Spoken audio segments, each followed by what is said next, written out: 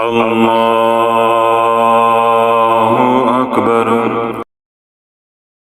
اللہم صلی علی سیدنا محمد وعلی آل سیدنا محمد وبارک وسلم۔ آج سے 4-5 ماہ پہلے میں نے 2-3 بیانات کیے استخارہ کے اوپر، جو الحمدللہ تلاش چینل کے اوپر موجود ہیں، پبلک ہوئے، جس سے امت کو کافی حد تک شعور آیا کہ ہم نے استخارہ کے لیے ملنگوں کے پاس، پیروں کے پاس، عاملین کے پاس یا جاہلین کے پاس نہیں جانا، نہ اپنا مال لٹانا ہے اور نہ اپنی عزت کو برباد کرنا ہے۔ پھر ان بیانات کے اندر میں نے ایک راز کو بھی کھولا کہ جب بھی آپ استخارے کے لیے کسی کے پاس جائیں گے اور اس نے آپ سے پہلا سوال یہ کرنا ہے کہ آپ کا کیا نام ہے اور آپ کی والدہ کا نام کیا ہے۔ بس جب آپ نے اپنا نام بتا دیا اور ساتھ خاص طور پہ اپنی والدہ کا نام بتا دیا تو آپ نے اپنا سب کچھ اس کے ہاتھ میں دے دیا۔ اگر تو وہ مخلص انسان ہے تو پھر بھی نقصان ہو سکتا ہے، اور اگر وہ انسان ہی جادوگر ہے، وہ ہے ہی دشمن ایمان کا بھی اور مال کا، تو پھر تو اللہ والا نقصان ہو کر رہے گا۔ کیوں؟ جب آپ نے اپنا نام بتا دیا اور آپ نے اپنی والدہ کا نام بتا دیا تو وہ کیا کرے گا کہ آپ کے نام کے اعداد نکالے گا اور آپ کی والدہ کے نام کے اعداد نکالے گا۔ پھر ان کی عددی طاقت کے مطابق موکل جو ہے وہ بنائے گا، اس کو مسلط کرے گا، پھر وہ اپنے اشاروں پہ نچائے گا، پھر ساری زندگی کے لیے آپ محتاج ہو جائیں گے۔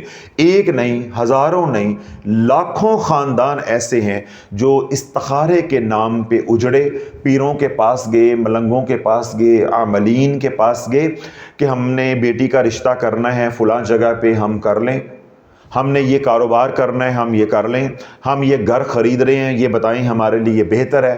اور انہوں نے کیا کہا کہ آپ کا نام کیا ہے اور آپ کی ماں کا نام کیا ہے؟ بس انہوں نے ماں کا نام بتایا، اپنا نام بتایا، اس کے بعد گردش ایام میں وہ پھر ایسے پھنسے کہ انہیں سمجھ ہی نہیں آئی کہ ہمارے ساتھ کیا ہو گیا۔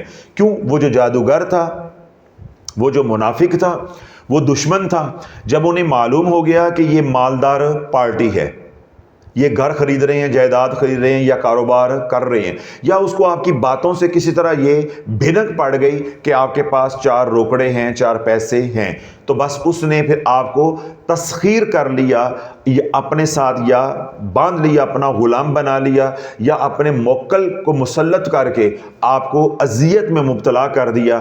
اب آپ جاتے ہیں تو تب مرتے ہیں، اس کے پاس نہیں جاتے تو تب مرتے ہیں، یعنی آپ کی تباہی کا جو زمانہ ہے یا دور ہے یا ایام ہے وہ شروع ہو گئے۔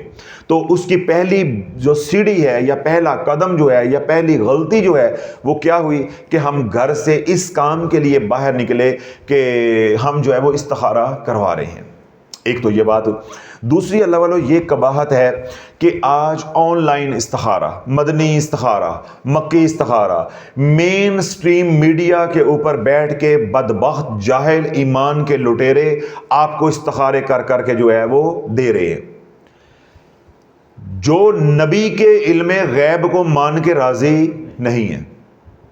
وَمَا هُوَ عَلَى الْغَيْبِ بِضَنِينٍ، جن کے بارے میں اللہ نے قرآن اتارا ہے، حضور علیہ الصلوۃ والسلام کے نبی کے علم کو، نبی کے معنی یہ ہوتے ہیں کہ خبر دینے والا۔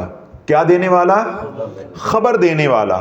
ہمارے اردو مفسرین نے بعض نے بڑی خیانت کی، تو نبی کے معنی لکھ دیے خبر دینے والا۔ تو بعد میں جب لوگوں کے سامنے یہ معاملات آئے کہ نبی اگر خبر دینے والا ہے، اس زمانے میں ریڈیو ہوتا تھا، تو لوگوں نے کہا خبریں تو ریڈیو بھی دیتا ہے، پھر نبی میں اور ریڈیو میں کیا فرق رہ گیا؟ خبر دینا یہ نبوت کا معیار نہیں ہے، یہ نبی کی تعریف نہیں ہے۔ اسی طرح کوئی آدمی ہے، وہ آ کر آپ کو کوئی خبر دے دیتا ہے، ٹھیک ہے، تو خبر تو اس نے بھی دے دی ہے، یعنی کوئی جو مخبر ہے وہ بھی آپ کو آگے خبر دیتا ہے. میں آپ کو ایسی بات بتا دیتا ہوں جو آپ کو علم نہیں ہے تو وہ آپ کے لیے کیا ہو جائے گی؟ خبر ہو جائے گی. تو میں نے بھی آپ کو خبر دے دی, ریڈیو پہ بھی خبریں چلتی ہیں اور بعد میں ٹی وی آ گیا اس پہ بھی خبر چلتی. تو اللہ نبی کے معنی یہ ہوتے ہیں کہ خبر ایسی دے کہ خبر کو بھی علم نہ ہو, یعنی ایسی بات آپ کو بتائے کہ کائنات میں کسی دوسرے کو اس کا علم نہ ہو, اس کو نبی کہتے ہیں. اس کو نبی کہتے ہیں. یعنی اللہ نبی کو بتاتا ہے تو کائنات میں کسی اور کو علم نہیں ہوتا. وہ بات پھر جب نبی کسی کو بتاتا ہے تو اس کو کہا جاتا ہے کہ نبی نے خبر دی. یعنی ایسی خبر جس خبر کے بارے میں کسی کو علم نہیں تھا. تو نبی جو ایسی خبر دیتا ہے, اللہ والو جب یہ غیب نہیں ہے تو پھر غیب کیا ہے؟ غیب کیا ہے؟ اب یہ کہنا کہ غیب کا علم اللہ کے پاس ہوتا ہے, عالم الغیبی, عالم الغیبی, یا غیب کا علم جو ہے وہ اللہ کے پاس ہوتا ہے, تو اللہ سے کیا غیب ہے؟ اب میں اس حال میں بیٹھا ہوں تو میرے سے کیا غیب ہے؟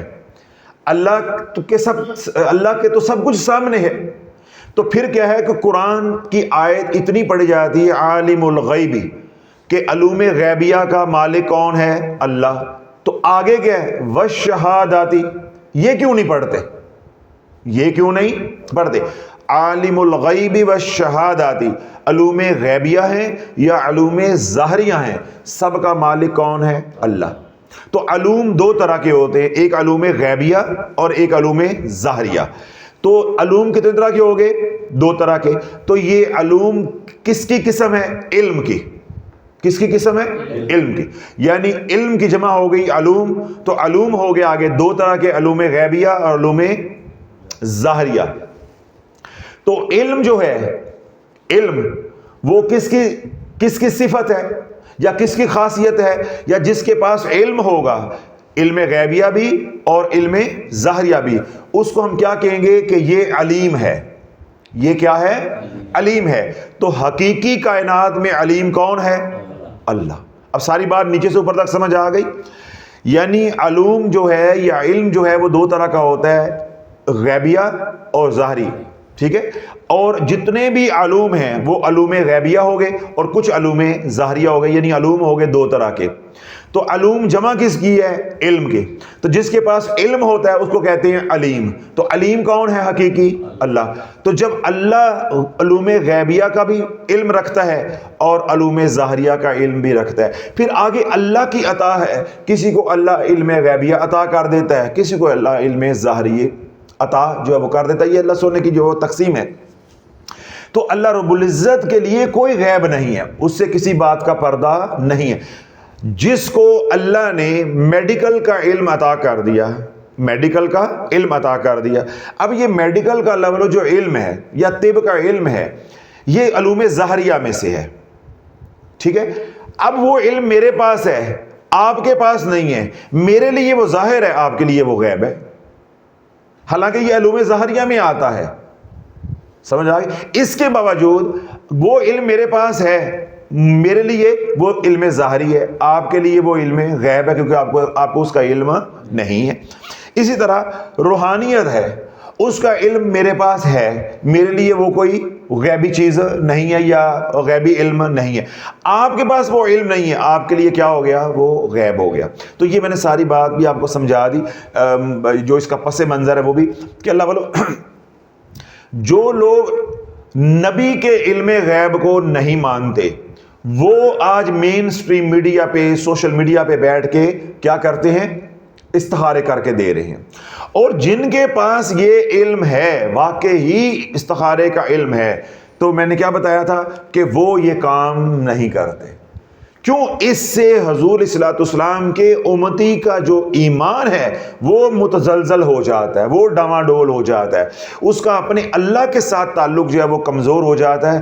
جب بھی اسے کوئی پریشانی آئے گی, جب بھی اس کو کوئی مسئلہ درپیش ہوگا, وہ فوراً آپ سے رابطہ کرے گا. وہ ایک قدم بھی اٹھانے سے پہلے ڈرے گا, وہ اللہ پہ توکل نہیں کرے گا, وہ پہلے پوچھے گا اے کارلواں تو خدا تو بن گیا وہ جو استخارہ کر کے بتا رہا ہے. تو اللہ آج سوشل میڈیا کے اوپر، مین اسٹریم میڈیا کے اوپر یہ ملنگ، یہ پیر، یہ جاہل ہاتھ میں تسمیاں پکڑ کے، عصا پکڑ کے، کوئی کہیں سے کال کر رہا ہے، کوئی کہیں سے کال کر رہا ہے، بس اسے پوچھے جا رہے تیرا کیا نام ہے، تیری ماں دا نام کی ہے گا، تیرے پیو دا نام کی، تیرے قسم دا نام کی ہے، بس دو لفظ پوچھتے ہیں، اس کے بعد کبوتر کی طرح آنکھیں بند کرتے ہیں، جا ہو جائے گا.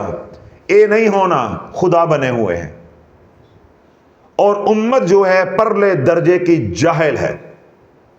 جو تمہیں استخارے کر کے بتا رہا ہے، تم انگلینڈ سے فون کر رہے ہو، یو کے سے فون کر رہے ہو، امریکہ سے فون کر رہے ہو، یا پاکستان سے کہیں سے فون کر رہے ہو، جو تمہیں یہ بتائے جا رہے ہیں کہ بیٹی کا رشتہ کر لو، یہاں بہتر ہے، بیٹی کا رشتہ یہاں نہ کرو، یہ بہتر نہیں ہے، یہاں کاروبار کر لو، یہ بہتر ہے، وہاں کاروبار نہ کرو، وہ بہتر نہیں ہے، کل سفر نہ کرنا، یہ آپ کے لیے اچھا نہیں ہے، پرسوں سفر کر لو، یہ آپ کے لیے اچھا ہے، یہ کچھ بتایا جا رہا ہے نا. آپ اس کو فون کرو، جس جگہ آپ بیٹھے ہو، جو آپ کے آگے ٹیبل پڑی ہوئی ہے، اس ٹیبل کے ساتھ نیچے دراز ہے، اس دراز کو کھولو، اس کے اندر دیکھو کہ کیا ہے. وہ دیکھ لے گا کہ اس کے اندر یہ پڑا ہوا ہے. اس کو کہو کہ اب نیچے بھی ایک دراز ہے، بن دیکھے بتاؤ نیچے والے دراز میں کیا ہے، استخارہ کر کے بتاؤ. تو سارا علم غیبیہ، سارا استخارہ نالیاں دے وچ پھردا ہوئے گا. ہو سکتا ہے کہ مین سٹریم میڈیا پہ لائیو کال چل رہی ہو تو موصوف کی شلوار اچھی خاصی گیلی ہو جائے. تو اللہ اپنے ایمان کو برباد نہیں کرو. یہ وہ لوگ ہیں جو حضور کے علم غیب کو مانتے نہیں ہیں اور خود جو ہے وہ علوم غیبیہ کے مالک بن کے امت کو گمراہ کر رہے ہیں. اس طرح آن لائن جو ہے وہ استخارے کروائے جا رہے ہیں اور استخارے کیے جا رہے ہیں. ان تمام باتوں سے اپنے آپ کو اللہ والو محفوظ رکھو. میں نے یہ بات بھی آپ کو واضح کر دی ہے کہ یہ علم ہے، یہ ایک حقیقت ہے کہ اللہ رب العزت اپنے بندوں میں سے جس کو چاہے غیب کی خبر عطا کر دے. جس طرح میں نے بتایا کہ اللہ علوم غیبیہ کا بھی مالک ہے اور اللہ ہی جو ہے وہ علوم ظاہریہ کا مالک ہے. اللہ چاہے اس میں سے کوئی علم عطا کر دے، اللہ چاہے اس میں سے کوئی علم عطا کر دے. پھر میں نے یہ بات بھی واضح کر دی ہے کہ جن کے پاس یہ علم ہوتا ہے، جن کو یہ ملکہ حاصل ہوتی ہے یا جن کو یہ اختیار حاصل ہوتا ہے، وہ اس طرح حضور کی امت کو برباد نہیں کرتے. کبھی کبھار ہوا خاص مقصد کے لیے کبھی استخارہ انہوں نے کر دیا یا بتا دیا کسی کو یا خود اپنی ذات کے لیے کر لیا، وہ اس طرح پیشہ ور کام نہیں کرتے. تو یہ باتیں ساری میں نے آپ کی اصلاح کے لیے کہی ہیں تاکہ آپ کی حوصلہ شکنی ہو کہ آج کے بعد ہم نے استخارے کے لیے کسی کے پاس نہیں جانا. دیکھیں، اگر استخارہ کرنے والا مسلمان ہے، کیا ہے؟ مشرک نہیں ہے، مسلمان ہے، آپ کا دشمن بھی نہیں ہے، اور یوں کہہ لو بلکہ آسان زبان میں کہ جس سے آپ استخارہ کروا رہے ہو وہ انتہا درجے کا آپ سے مخلص ہے. آسان یوں سمجھ لو.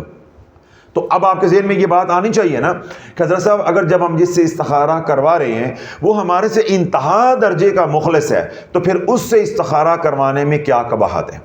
یہ سوال آنا چاہیے نا ذہن میں. ہاں، قباحت کیا ہے؟ جب آپ استخارے والے چکروں میں پڑ جاؤ گے تو میں نے کیا کہا کہ آپ کا اپنے رب سے توکل ختم ہو جائے گا. جب بھی آپ کوئی نیا کام کرنے لگو گے آپ ساری زندگی کے لیے اس کے محتاج ہو جاؤ گے. ہر کام کے لیے آپ کہو گے جی مجھے بتائیں، میں سفر کر لوں، بیٹی کا رشتہ کر لوں، کاروبار کر لوں، اور ایک وقت آئے گا کہ ایمان اتنا کمزور ہو جائے گا کہ گھر کی کھڑکی بھی ہلے گی تو آپ کہو گے استخارہ کر کے بتائیں کہ کل رات کو ہمارے گھر کی کھڑکی ہل رہی تھی، کوئی کاروائی تو نہیں پہ گئی ہے، کوئی جادو دا وار تو نہیں چل گیا. ہر کام کے لیے پھر آپ استخارہ کروانا شروع کر دو گے. پھر وہ جو مخلص آدمی ہے، یا اگر تو واقعی مخلص ہوگا تو وہ تمہارے سے جان چھڑائے گا، اور اگر وہ مخلص نہیں ہے تو پھر وہ تجھے لائن پر لے کر آئے گا اور تجھے وہاں لا کر مارے گا کہ تیری چیخوں کی آواز بھی باہر نہیں آنے دے گا. پھر تیری زندگی بھی برباد، تیرا ایمان بھی برباد، اور تیری عزت اور ناموس کو بھی وہ پامال کر کے رکھ دے گا. تو پہلا نقصان ہو گیا. اور دوسرا یہ ہے کہ آپ استخارہ ایسے بندے سے کرواتے ہیں یا استخارہ کر کے دینے والا بندہ ہی ایسا ہے کہ وہ 2 نمبر ہے. تو اگر اس کو معلوم ہو گیا کہ آپ کوئی پارٹی ہو، جس طرح جا کے آپ نے کہا جی میں کاروبار کرنا چاہتا ہوں، تو کاروبار کا کیا مطلب ہے کہ آپ کے پاس 4 پیسے ہیں، تو وہ اس کی نیت بے ایمان ہو گئی اور ہو جاتی ہے، وہ تو بیٹھا ہی اس کام کے لیے، وہ دشمن ہے. تو وہ آپ کے اوپر موکل جو ہے وہ مسلط کرے گا اور آپ کی ساری زندگی برباد کر کے رکھ دے گا. آپ وہ کاروبار کرو گے بھی, جو دنیا کا کام کرو گے, نقصان ہی نقصان, نقصان ہی نقصان, اور پھر آپ بھاگ بھاگ کے اسی کے پاس جاؤ گے, اسی کے پاس جاؤ گے. میں نے ایک نہیں, بیسیوں نہیں, ہزاروں گھروں کو دیکھا کہ ان کی تباہی اس دن شروع ہوئی جس دن انہوں نے اپنا اور اپنی ماں کا نام بتایا, بس پھر تباہی کا سلسلہ شروع ہو گیا. تو یہ ساری باتیں میں نے آپ حضرات کی صلاح کے لیے کہیں. ان تمام باتوں کے باوجود بسا اوقات زندگی کے اندر ایسا موقع آ جاتا ہے کہ انسان دو راہے پہ آ جاتا ہے کہ میں یہ کام کروں یا نہ کروں, انسان فیصلہ نہیں کر پاتا. اور بعض لوگ ایسے ہوتے ہیں جن کی قوت ارادی یا قوت فیصلہ ویسے بڑی کمزور ہوتی ہے, تو وہ جو ہے وہ فیصلہ کر نہیں پاتے. ٹھیک ہے. اور بسا اوقات ایسا بھی ہو جاتا ہے کہ صورتحال ہی ایسی گمبھیر ہو جاتی ہے, پیچیدہ ہو جاتی ہے کہ انسان کہتا ہے میں یہ کام کروں یا میں یہ کام نہ کروں. یعنی انسان جو ہے وہ ڈبل مائنڈڈ ہو جاتا ہے, دو جو آراء ہیں وہ سامنے آ جاتی. تو اللہ زندگی میں کبھی آپ کے ساتھ ایسی صورتحال ہو جائے, آپ کو ایسی صورتحال کا سامنا کرنا پڑ جائے, تو آپ نے کسی ملنگ کے پاس, کسی روحانی, مدنی, مکی استخارہ, یا اسٹریم میڈیا پہ جو ملنگ بیٹھے ہوئے ان سے استخارہ, یا آن لائن سوشل میڈیا پہ استخارہ کر کے پیسہ نہیں اجاڑنا, اپنی عزت نہیں اجاڑنی, اور اپنے گھر کا جو پاس ورڈ ہے, کوڈ ورڈ ہے, وہ کسی کو نہیں بتانا. آپ کو میں اتنا آسان استخارہ بتا رہا ہوں کہ اس میں کوئی پڑھنا نہیں ہے, کچھ پڑھنا نہیں ہے. آپ نے کیا کرنا ہے کہ آپ وضو کریں. کس کو نہیں کرنا آتا؟ سب کو آتا ہے. وضو کریں, وضو کر کے قرآن مجید گھر میں کس کے نہیں ہے؟ سب کے. قرآن مجید لیں, قرآن مجید لے کے اس کو سامنے ریل پہ رکھ لیں, جو سامنے ریل ہوتی ہے نا, چوکی ہوتی ہے, اس کے اوپر رکھ لیں. اب آپ فارغ ہو گئے, آپ پڑھیں ایک بار سورۃ فاتحہ. کس کو نہیں آتی؟ سب کو آتی. 3 بار پڑھیں قل هو اللہ احد. کس کو نہیں آتی؟ سب کو آتی. اس لیے میں نے کہا تھا کوئی مشکل کام نہیں, کوئی پڑھائی والا کام نہیں ہے. یعنی آپ نے وضو کرنا ہے, وضو کر کے آپ قرآن مجید اپنی الماری سے نکالیں گے, اپنے سامنے رکھ لیں. اب آپ نے فاتحہ پڑھنی ہے, جس کو عام زبان میں ہم فاتحہ کہتے ہیں, یعنی ایک مرتبہ سورۃ فاتحہ اور 3 بار قل هو اللہ احد. اول و آخر ایک بار درود پاک پڑھ کے حضور علیہ الصلوۃ والسلام کی بارگاہ میں ہدیۃً تحفۃً اس کو پیش کر دینا بس, اور ان کے وسیلہ جل اللہ سے ساری امت کو ہدیہ کر دینا. اس کے بعد قرآن مجید آپ کے سامنے پڑا ہوا ہے. اب دیکھیں, یہ مثال کے طور پہ قرآن مجید پڑا ہوا ہے, بلکہ یہ کتاب لے لیتے ہیں. یہ اب قرآن مجید آپ کے سامنے پڑا ہوا ہے. آپ نے قرآن مجید اب ریل پہ پڑا ہوا ہے, آپ نے بسم اللہ پڑھ کے اس کو اپنے ایسے جو قرآن کو دونوں ہاتھوں کے ساتھ یوں کھولنا ہے درمیان میں سے. اب آپ نے قرآن مجید کھولا, ٹھیک ہے. ترجمے والا قرآن مجید لینا ہے, کیونکہ ہم عجم ہیں, ہمیں تو نہیں معلوم ہوگا کہ یہ لکھا ہوا ہے تو اس میں رب کیا فرما رہا ہے. ٹھیک ہے, تو ترجمے والا یعنی اردو ترجمے والا قرآن مجید لینا ہے. اس طرح کوئی باہر بیان سن رہا ہے تو اس کی کوئی اور زبان ہے, تو وہ اپنی زبان میں جو ترجمہ ہے وہ والا قرآن مجید لے لیں گے. پہلا کام کیا کرنا ہے؟ وضو. دوسرا کام کیا کرنا ہے؟ الماری میں سے قرآن مجید لا کر اپنے پاس رکھنا ہے. تیسرا کام کیا کرنا ہے؟ فاتحہ پڑھنی ہے, حضور کی بارگاہ میں ہدیہ کرنی ہے, حضور علیہ الصلوۃ والسلام کے وسیلہ جل اللہ سے ساری امت کو بخش دینا ہے. اس کے بعد قرآن مجید کو یہاں ایسے پکڑ کے درمیان میں سے یوں کھولیں گے. اب یہ قرآن مجید کھل گیا. اس کا یہ جو دایاں صفحہ ہے, جو دایاں صفحہ ہے, دائیں صفحے کی جو پہلی سطر ہے, جو پہلی اوپر آیت مبارکہ ہے, اس کا ترجمہ آپ نے پڑھنا ہے. اس کا ترجمہ آپ نے پڑھنا ہے. یہ استخارہ ہو گیا, یہ استخارہ ہو گیا. مجھے بتاؤ اب ملنگ کے پاس جانے کی کیا ضرورت پڑی ہے؟ ملنگ کے پاس جانے کی کیا ضرورت پڑی ہے؟ لوگوں کو پیسہ دینے کی کیا ضرورت پڑی ہوئی ہے؟ وہ جو پیسہ ان کو آن لائن دینا ہے وہ اللہ کی راہ میں خرچ کرو اور اللہ سے دعا کرو, یا اللہ میں نیا کام کر رہا ہوں, اگر اس کے اندر کوئی پریشانی, کوئی تکلیف, کوئی مصیبت میرے مقدروں میں لکھی ہوئی ہے تو صدقے کی برکت سے اللہ دور عطا فرما دے. انشاءاللہ صدقے کی برکت سے اس عمل کے اندر کوئی کمی کوتاہی ہے بھی ہے تو اللہ درگزر فرما دے گا, اللہ خیر فرما دے گا. اب اللہ والوں کیا کریں گے آپ کہ جب آپ نے قرآن مجید یوں کھولا تو جو اس کی دائیں طرف والا صفحہ ہے اس کی پہلی سطر کے اوپر جو قرآن کی آیت کے نیچے ترجمہ لکھا ہوا ہے وہ آپ نے پڑھنا ہے. اگر اس ترجمے کے اندر جنت کا ذکر ہے, اب توجہ رکھیے گا, یہ بات بڑی ہے, کس کا ذکر ہے؟ جنت کا ہے, جنت کی نعمتوں کا ہے, حوروں کا ذکر ہے, حور و غلمان کا ذکر ہے، ٹھیک ہے، جنت کے فرشتے رضوان کا ذکر ہے، ٹھیک ہے، انسان کی کامیابی کا ذکر ہے، اللہ کی رحمت کا ذکر ہے، سلامتی کا ذکر ہے، برکت کا ذکر ہے، بندے کی کامیابی کا ذکر ہے۔ اگر تو اس طرح کا مضمون ہے تو اس سے آپ نے سمجھ جانا ہے کہ یہ کام میرے لیے مفید ہے، یہ کام میرے لیے بہتر ہے، آپ کا استخارہ مثبت آ گیا، آپ کو مبارک ہو۔ ٹھیک ہو گیا؟ اگر آپ قرآن مجید یوں درمیان میں سے کھولتے ہیں، اس کا جو دایاں صفحہ ہے، اس کی پہلی سطر کی جو آیت ہے، اس کا جو ترجمہ ہے، اس کے اندر ذکر آتا ہے جہنم کا، جہنم کے اندر ہونے والے عذاب ہیں ان کا ذکر ہے، جہنمیوں کا ذکر ہے، جہنم کے جو فرشتے ہیں یعنی دروغے ہیں ان کا ذکر ہے، اسی طرح اللہ کی پکڑ کا ذکر ہے، اللہ کے مختلف جو عذاب ہیں ان کا ذکر ہے، اس طرح گناہوں کا ذکر ہے، سمجھ آ رہے، اور انسان کی ناکامیوں کا ذکر ہے۔ اگر اس طرح کا مضمون جو ہے وہ چل رہا ہے تو اس سے آپ نے سمجھ جانا ہے کہ یہ کام میرے لیے مفید نہیں ہے، آپ نے اس کام سے باز آ جانا ہے۔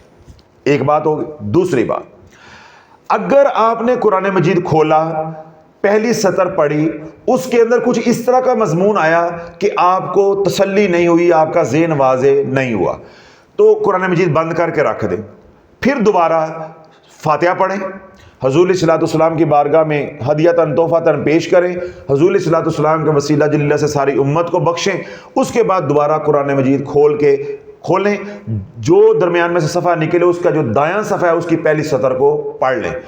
پھر وہ والا میں نے بتایا کہ اگر خوشخبریاں اس کے اندر ہوں، جنت کا ذکر ہو، حور و غلمان کا ذکر ہو، جنت کی نعمتوں کا ذکر ہو، اللہ کی سلامتی، رحمت، برکتوں کا ذکر ہو، انسان کی کامیابیوں کا ذکر ہو، یا دنیا اور آخرت کی نعمتوں کا ذکر ہو، فرشتوں کا ذکر ہو، انبیاء علیہ السلام کا ذکر ہو، اولیاء اللہ صالحین کا ذکر ہو، تو کیا ہے؟ استخارہ مثبت ہے۔ اب آپ نے قرآن کھولا، اس کے اندر ذکر آ گیا شداد کا، نمرود کا، قارون کا ذکر آ گیا، اللہ کے دشمنوں کا ذکر آ گیا، شیطان کا ذکر آ گیا، ناکامی کا ذکر آ گیا، جہنم کا ذکر آ گیا، جہنم کے فرشتے دروغوں کا ذکر آ گیا، جہنم میں ملنے والے عذاب ہیں ان کا ذکر آ گیا، بندے کی ناکامی کا ذکر آ گیا، اللہ کی پکڑ کا ذکر آ گیا۔ جب اس طرح کا مضمون آ گیا تو اس کا مطلب کیا ہے کہ استخارہ منفی ہے۔ 2 دفعہ ہو گیا، ابھی بھی تسلی نہیں ہوئی تو ایک بار آپ اسی وقت نقد، اسی وضو کے ساتھ آپ کر، یعنی میرا عرض کرنے کا مقصد یہ ہے کہ آپ ایک ہی وقت میں 3 بار استخارہ کر سکتے ہیں تاکہ ہر طرح کا شبہ جو ہے وہ ختم ہو جائے، آپ کا دل جو ہے وہ مطمئن ہو جائے۔ جب آپ کا شبہ ختم ہو جائے، چاہے آپ کے حق میں وہ بات آئی ہے، چاہے وہ آپ کے حق میں بات نہیں آئی، اگر حق میں بات آئی ہے تو بسم اللہ پڑھ کے اس کام کو شروع کر لیں اور 7 مرتبہ یہ دعا پڑھ لیں، حسبی اللہ لا الہ الا ہو علیہ توکلت وہو رب العرش العظیم، سورۃ توبہ آخری آیت، آیت نمبر 129۔ 7 مرتبہ یہ دعا پڑھ کے اول و آخر کملی والے پہ درود پڑھیں، اور جو کام ہے، بیٹی کا رشتہ ہے، کاروبار ہے، یا جو بھی آپ کام کرنا چاہتے ہیں، سفر کرنا چاہتے ہیں، حج عمرے پہ جانا چاہتے ہیں، ابراڈ جانا چاہتے ہیں، باہر جانا چاہتے ہیں، یا کوئی پارٹنرشپ کرنا چاہتے ہیں، اب آپ اللہ پہ بھروسہ کر کے کریں، انشاءاللہ اللہ سونا خیر فرما دے گا، ساتھ تھوڑا بہت صدقہ خیرات کر دیں۔ اور اگر آپ کا استخارہ آ جاتا ہے منفی، کیا آ جاتا ہے؟ منفی آ جاتا ہے، تو اللہ کا شکر ادا کریں، 7 مرتبہ پڑھیں، الحمدللہ الحمدللہ الحمدللہ الحمدللہ، اے اللہ شکر ہے کہ تو نے مجھے نقصان سے بچا لیا، یا اللہ شکر ہے کہ تو نے مجھے نقصان سے، میری رہنمائی کر کے مجھے نقصان سے بچا لیا ہے۔ کملی والے پہ درود پڑھیں اور اپنی تقدو کریں، اپنے وسائل استعمال کریں، اور اگر آپ کاروبار کر رہے تھے تو کاروبار کرنے سے گریز کریں، سفر کر رہے تو سفر سے گریز کریں، اگر رشتہ کر رہے تھے تو اللہ کا شکر ادا کریں کہ ہم پھنسنے سے بچ گئے ہیں۔ سمجھ آ گئی؟ اب یہ استخارہ ایک بار کرتے ہیں، آپ کی تسلی ہو جاتی ہے، دوسری بار کرنے کی ضرورت نہیں ہے۔ اگر آپ تھوڑا بہت اندر ڈاواں ڈول ہیں تو 2 بار کر لیں، اگر پھر بھی ڈاواں ڈول ہے تو 3 بار آپ کر لیں۔ اگر آپ نے 3 بار کر لیا ہے 2-4 دن کے بعد پھر کسی کی بات سنی، رشتے کے بارے میں، کاروبار کے بارے میں، آپ کے پارٹنر بننے والے کے بندے کے بارے میں کوئی بات آپ نے سنی، پھر اشکال پیدا ہو گیا، ابھی کاروبار شروع نہیں کیا، ابھی رشتے والوں کو ہاں نہیں کی، تو آپ یہ والا استخارہ دوبارہ بھی کر سکتے ہیں۔ یہ نہیں ہے کہ ایک بار آپ نے 3 دفعہ کر لیا تو اب دوبارہ آپ کر نہیں سکتے، اب دوبارہ بھی کر سکتے ہیں۔ تو اللہ بولو اس استخارے کے اندر کون سی مشکل ہے؟ کون سی مشکل ہے؟ جو علوم جعفریہ ہیں، یعنی امام جعفر صادق رحمہ اللہ کے سے منسوب جو علوم ہیں، ان علوم کے اندر استخارے کا یہ سادہ سا طریقہ ہے جو میں نے آپ کو ہدیہ کر دیا ہے۔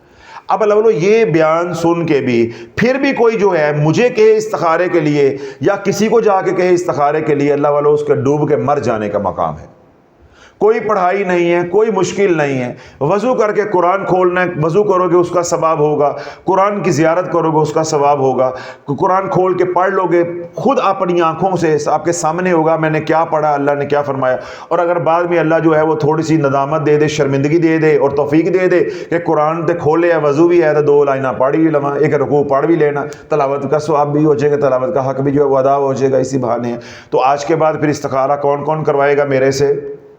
کوئی بھی نہیں، یعنی میری دکان بند ہو گئی تو آج کے بعد کون کون استخارہ کروائے گا؟ مین سٹریم میڈیا پہ جو بت بیٹھے ہوتے ہیں، خدا بن کے بیٹھے ہوتے ہیں، معبود بیٹھے ہوتے ہیں، مشکل کشا جو بیٹھے ہوتے ہیں، ٹھیک ہے، کتب ابدال غوث بیٹھے ہیں، ان سے کون کون کروائے گا؟ نہیں کوئی بھی کروائے گا۔ اور آن لائن استخارہ کون کروائے گا؟ کوئی بھی۔ تو اس کا مطلب ہے جو آن لائن پیمنٹس جاتی ہیں پھر آج کے بعد وہ بند ہیں، وہ پیمنٹس ہم اللہ کی راہ میں خرچ کریں گے، جو مستحق لوگ ہیں ان پہ خرچ کریں گے۔ تو اللہ یہ آسان اور سادہ سا استخارے کا طریقہ ہے۔ اللہ رب العزت جن حضرات کو ضرورت ہے ان کو اس سے نفع اٹھانے کی توفیق جو ہے وہ عطا فرمائے، ان تک یہ عمل کو جو ہے وہ پہنچا دے، تاکہ حضور کی امت جو ہے وہ اجڑنے سے بچ جائے، ایمان برباد ہونے سے، عزت کے پامال ہونے سے جو ہے وہ بچ جائے۔ اللہ رب العزت اپنے محبوب علیہ الصلوۃ والسلام کی غلامی والی زندگی ہم سب کو جو ہے عطا فرمائے، اور اولیاء اللہ کے زیر قدم رہ کے ہمیں زندگی گزارنے کی توفیق عطا فرمائے۔ وہ تمام حضرات جنہوں نے دعاؤں کے لیے کہا ہے، اللہ ان کے حق میں ہماری التجاؤں کو قبول و منظور فرمائے۔ گھروں میں، ہسپتالوں میں جہاں بھی مریض ہیں، بیمار ہیں، اللہ سب کو شفاء کاملہ عاجلہ عطا فرمائے۔ وہ تمام حضرات جو کسی مسئلے کی وجہ سے پریشان، اللہ ان کی پریشانیوں کو دور عطا فرمائے۔ جو دکھی ہیں ان کو دکھ دور عطا فرمائے، جو سکھی ہیں اللہ ان کے سکھ میں برکتیں عطا فرمائے۔ اور وہ تمام حضرات جو ہمارے لیے محبت بری، پیار بری دعائیں کرتے ہیں، ان کے حق میں بھی اللہ ہماری التجاؤں کو قبول و منظور فرمائے۔ جو مانگے ہے اللہ وہ بھی عطا فرمائے، جو نہیں مانگ سکے ہماری ضرورتیں ہیں اللہ بن مانگے عطا فرمائے۔ سبحان ربک رب العزت عما یصفون وسلام علی المرسلین والحمد للہ رب العالمین۔